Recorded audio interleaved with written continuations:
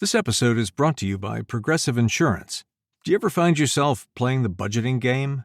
Well, with the Name Your Price tool from Progressive, you can find options that fit your budget and potentially lower your bills. Try it at Progressive.com. Progressive Casualty Insurance Company and Affiliates. Price and coverage match limited by state law. Not available in all states. If your fashion wish list lives rent-free in your brain, you need to be on Poshmark. With Poshmark, you're shopping millions of listings from thousands of closets, each curated by someone with their own style. Vintage finds, designer pieces, and everyday staples all in one place. Search for your favorites or let the discovery come to you. Poshmark makes it easy to find what you actually want to wear at prices that feel like a quiet win. Download the Poshmark app today and use code PODCAST10 when you sign up to get $10 off your first purchase. Kenny Ass, episode 94. All big changes start with a swift kick in the ass. Join the journey of lifelong friends, John Curren and Tom Stewart, as they make conventional thought, bend over and take a boot to the keister. Warning, listeners may notice a force equal to or greater than needed to get your ass moving. A swift kick in the ass, living life on your terms. Welcome, I'm Tom Stewart, and I'm joined with my lifelong childhood friend John Curren and my wife, Jennifer Stewart. Hey. Hey, everybody. I know it's been a long time, but here we are. Wanted to give you an update on Tom's condition, and I'm just going to hand it over to Tom. All right, so I haven't talked to you guys since I started therapy. Therapy. As you can tell, my voice is still different, slower or whatever. But I've undergone 6 weeks of radiation,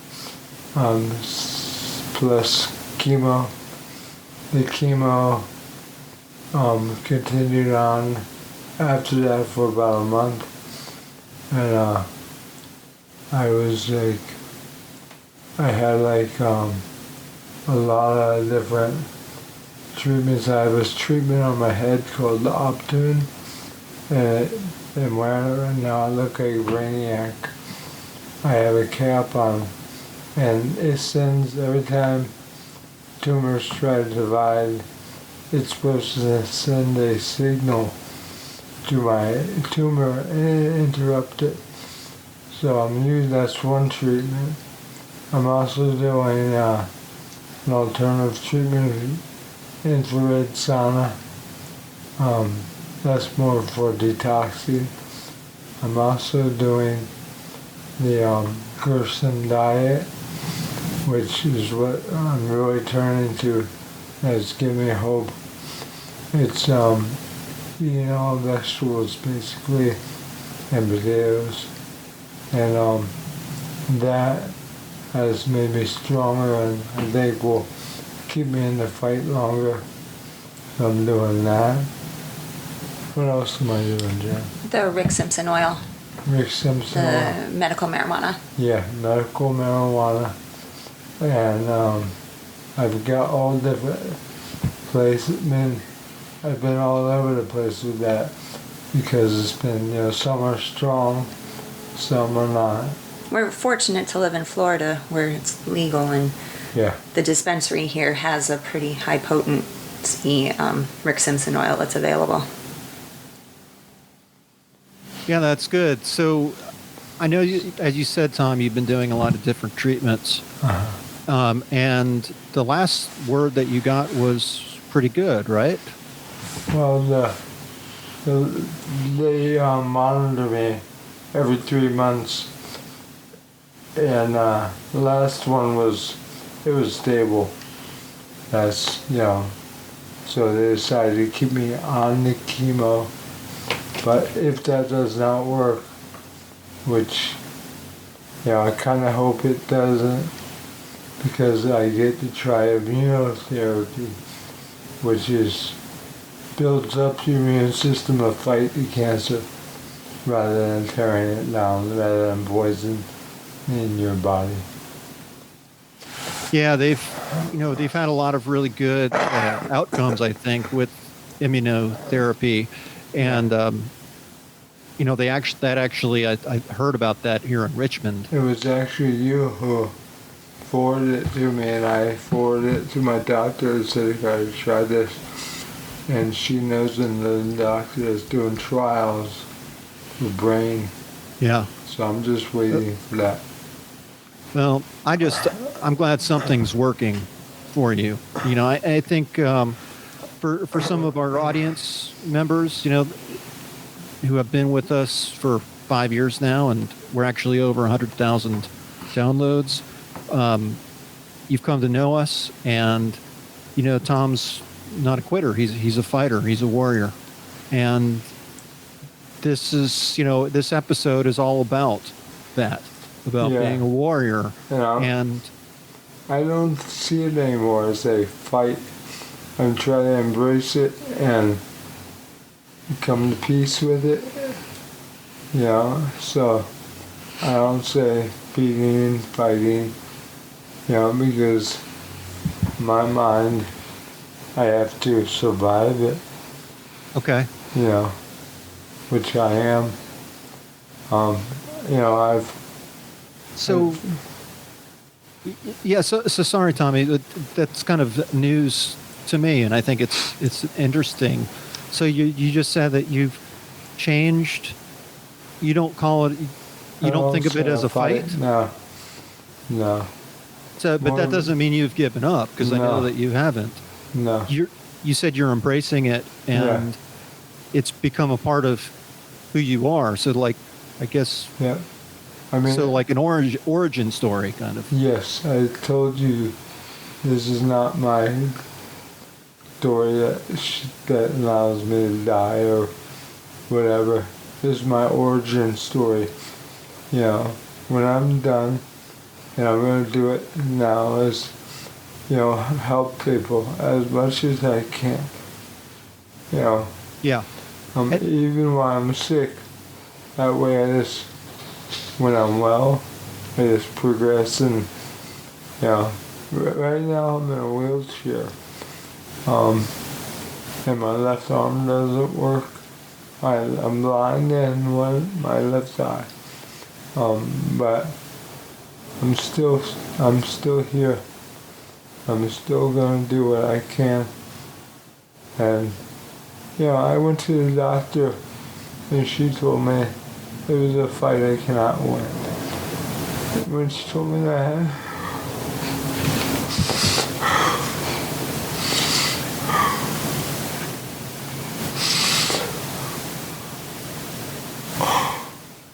yeah, I know this has got to be tough, Tom.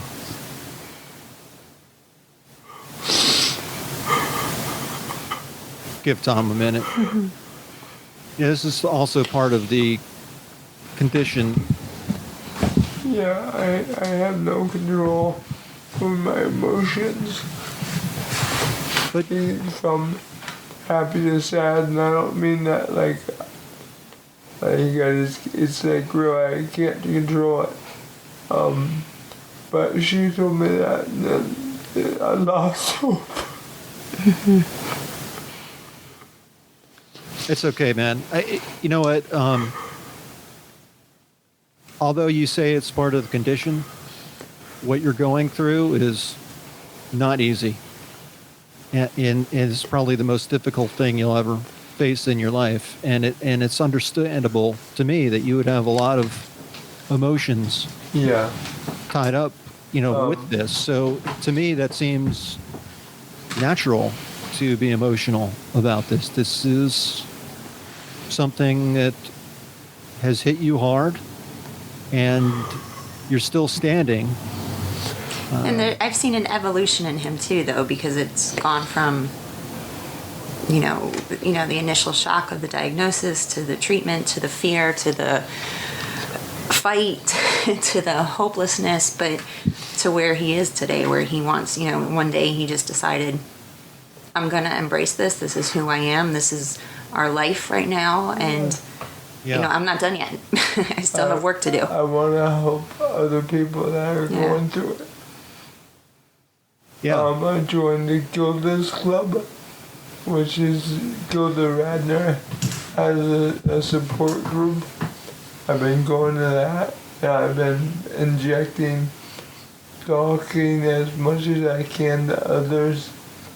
And if one of my pieces of advice works, it'll be worth it because, these people are like,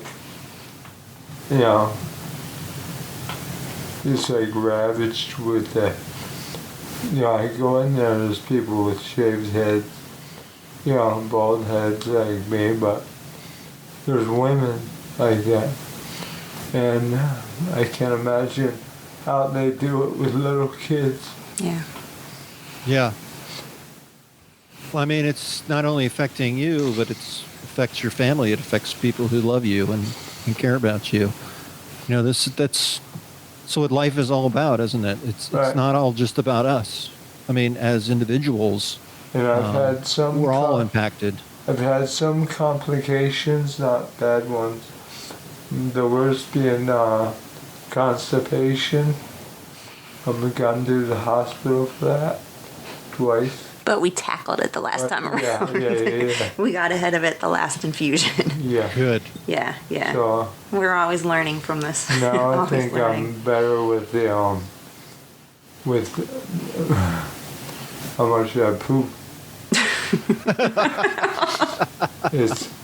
He always has to bring it there. I called Jennifer and I'm like, I pooped.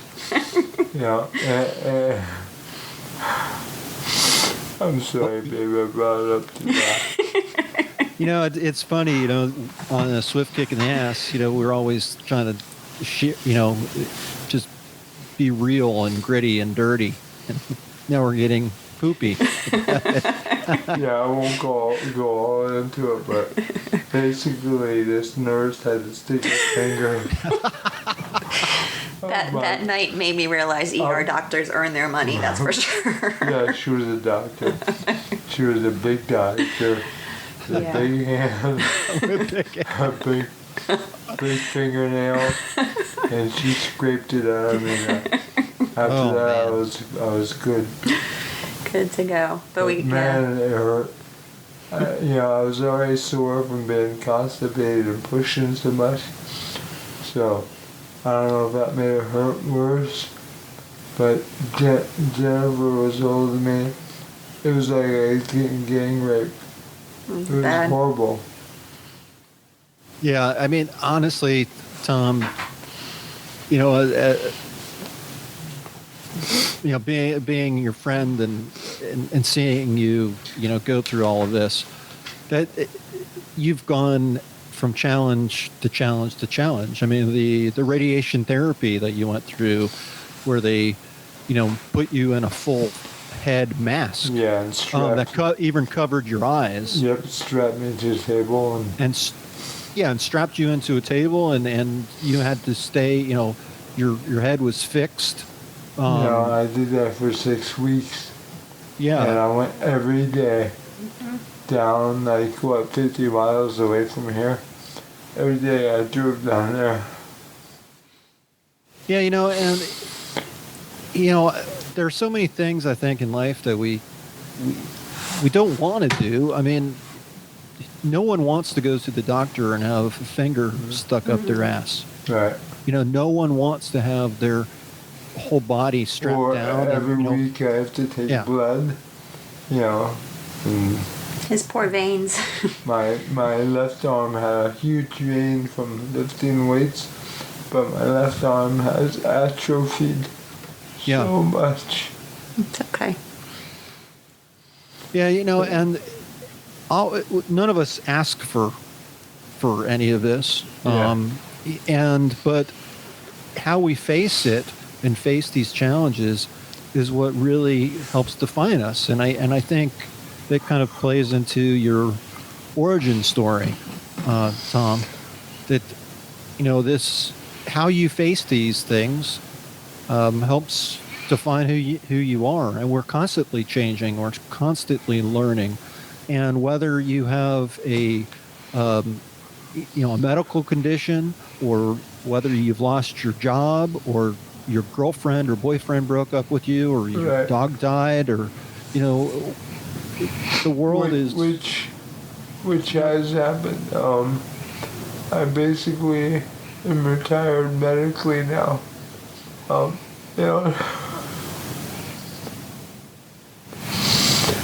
You know, I liked my job. Yeah, it's well, Tom, I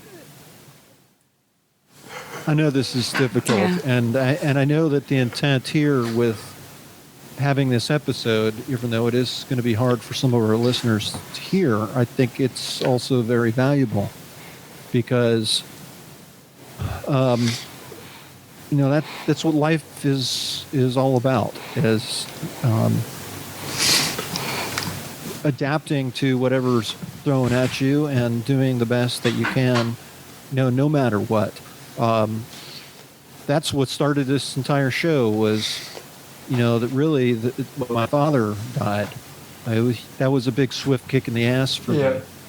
And the intent of this show has always been to help people, to help our listeners understand that it's these swift kicks in the ass that are sometimes, really what makes us into who we are and what we are going to become based on what life throws at us.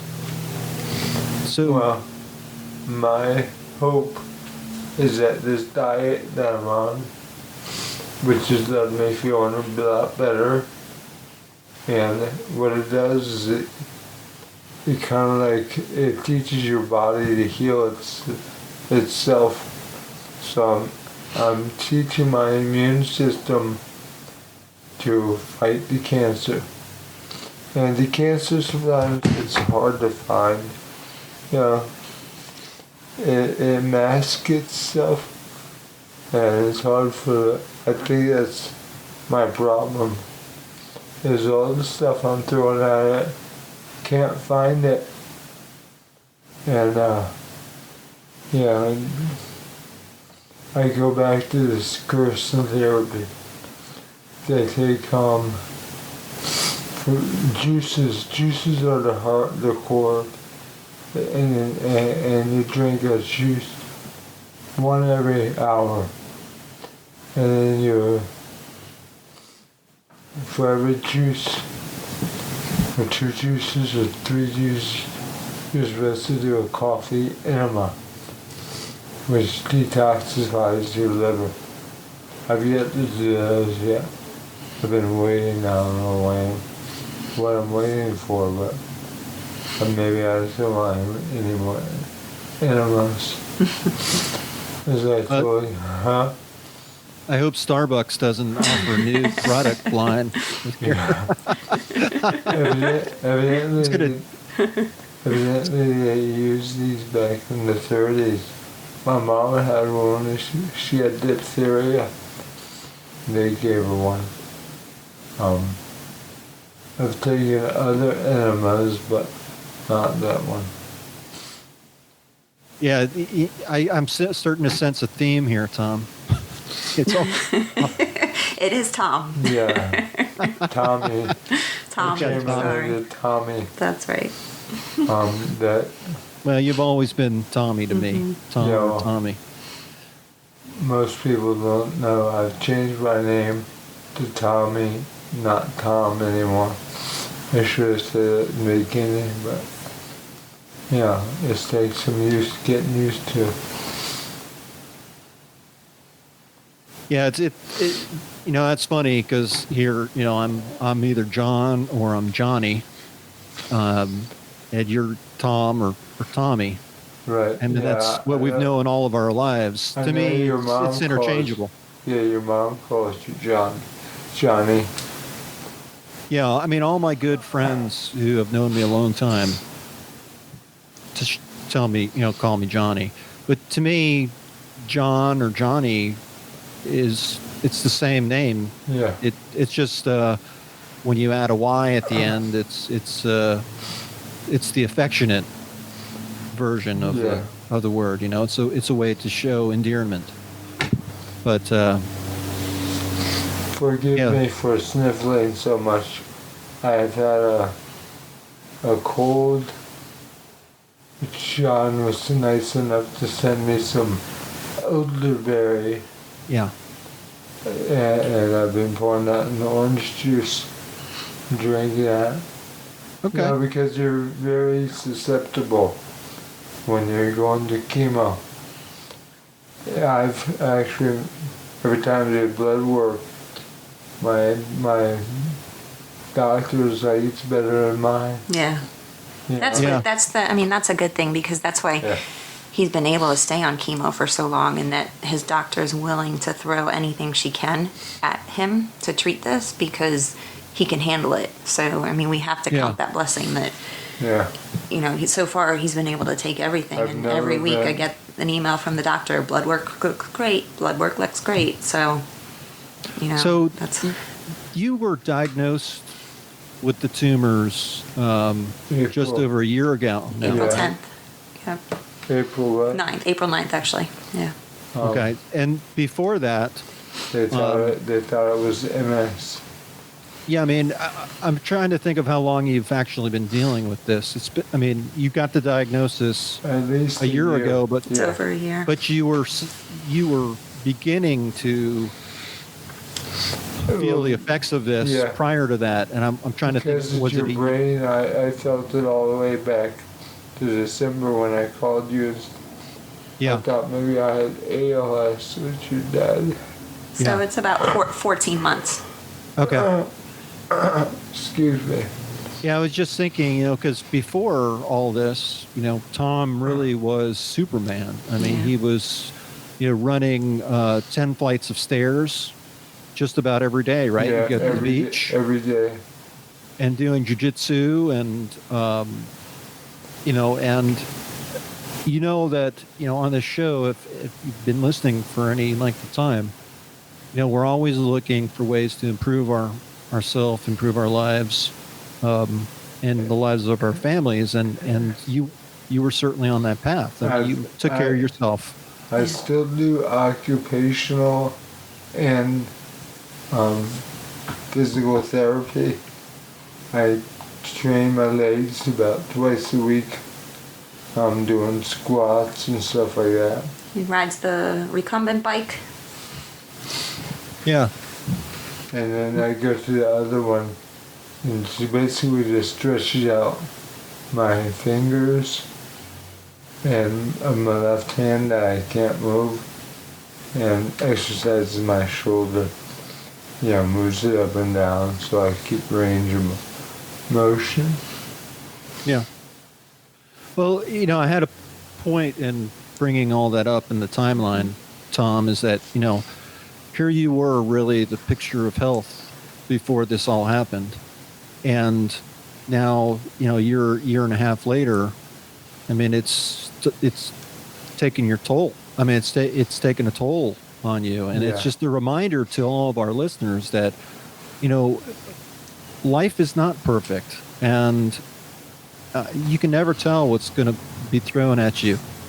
So, you know, that it's okay, you know, if we don't have to be perfect, because life is not going to be perfect. Yeah, it's not perfect at all. You know, so don't get caught up and hung up on, you know, oh, I didn't go, you know, to the gym this day, or, you know, I didn't make it, you know, 7 days a week this week, or whatever your goals are. Right. It's important to live your life and enjoy your life. And that's the one thing I've always admired about you and your family, Tom, is that, you know, you're a very tight unit, even before all this happened, and you're tighter now because of it. Well, I have to thank my wife, who's been my Stop. It's okay. my caretaker. Now, you know, it's She gets mad at me and frustrated. But I understand she doesn't have a minute of time. yeah, you got lucky, Tom, when you and Jen got married. I mean, I remember that day, and you've always been a super couple. And that's, it's easy to be, on good terms when things are good. But things like this are a real test of a relationship. And Jen has been there for you throughout and will be. I mean, that's what your relationship is all about. She has to shower. I appreciate her as well. She showers me like every other night. Mm-hmm. She showers me. She bathes me. You would do it too, though, if the tables were turned. Yeah. It would. Yeah. Yeah, I mean, and that's really what it's all about. And it keeps going back to, we all each have our individual problems and challenges that we have to face. But it's really when you group together and team up with others that you love and care about that make you stronger and make this life more bearable and more worthwhile. And I'm sure your kids see that day in and day out. And they've been very helpful too. Yeah, and and by living by example that way, I mean, you are making a difference in this world and making the world a better place. It's funny, I've been eating good, but I see it inspiring Hunter to start eating good. He's lost like 20 pounds. Yeah. But he really Totally changed his lifestyle. Yeah, and it's it's important, thinking back about when we were kids, Tom. My dad introduced us both to weightlifting. When we were just teenagers, and not just you and me, but all of our buddies too around the neighborhood. And it was amazing to me after my dad died, how many people came up to me and said how much they were thankful for my dad and how my dad taught them how to be, a man. Yeah. And that's where our name of Swift Kick in the Ass comes from. Yeah. It's your father.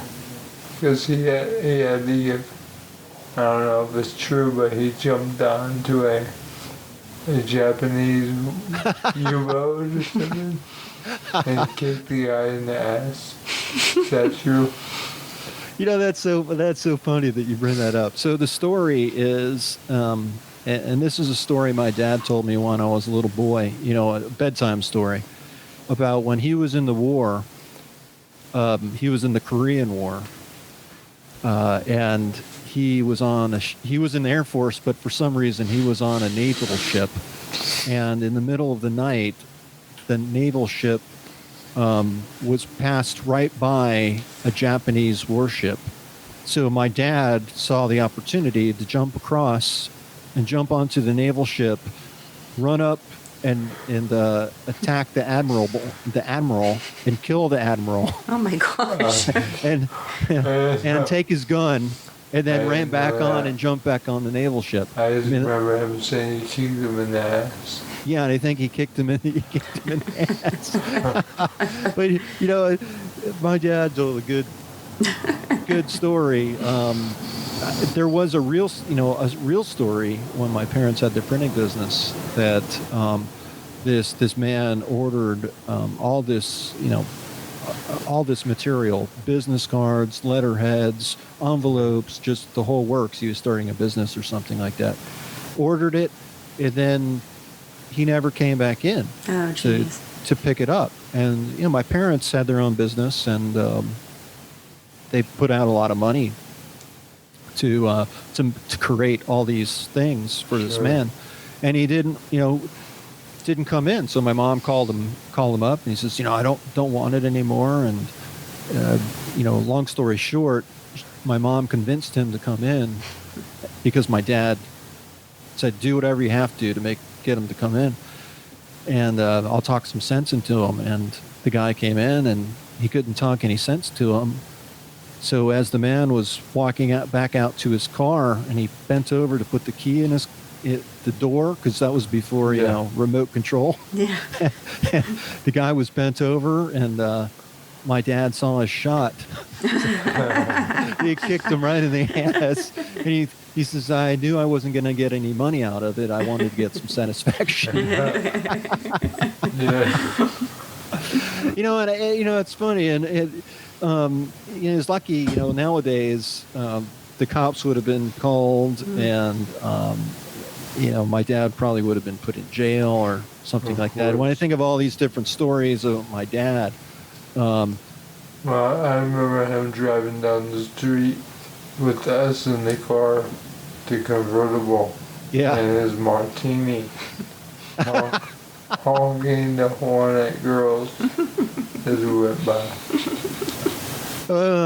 That's a good memory. You know, and it's such a different time, but times are going to continue to change, and there's not much we can do about that. But there is plenty that we can do. In fact, that was one of the things I learned when my dad had ALS, and my dad had lost his voice. He had a feeding tube. The ALS didn't start with his muscles.